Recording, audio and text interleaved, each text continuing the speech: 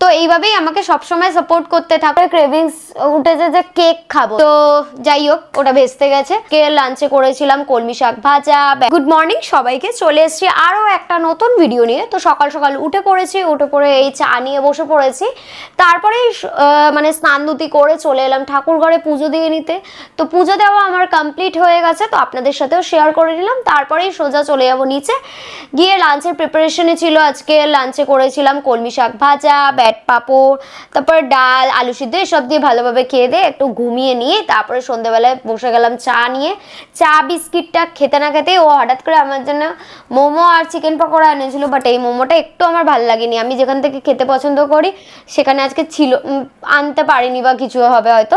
তো রাত্রেবেলার জন্য বানিয়ে নিচ্ছি চাউমিন পাস্তা। তো তার জন্য এখানে আলু, পেঁয়াজ আর কাঁচা লঙ্কা ভেজে নিচ্ছি। এখানে চাউমিন আর পাস্তাটাকে সেদ্ধ করে রেখে দিয়েছি পাখার হাওয়ায় একটু মানে ঝরঝরে হওয়ার জন্য। তারপরে এখানে ডিমের পোচ বানিয়ে নিয়েছিলাম, অনেকদিন ডিমের পোচ খাই না, তো যাই হোক ওটা ভেস্তে গেছে। তো এখানে চাউমিন আর পাস্তাটা খেয়ে নিলাম, চাউমিন পাস্তা মিক্সটা খেয়ে নিলাম, আর ডিমের পোচ দিয়ে তো হেভি হয়েছিল ডিনারটা।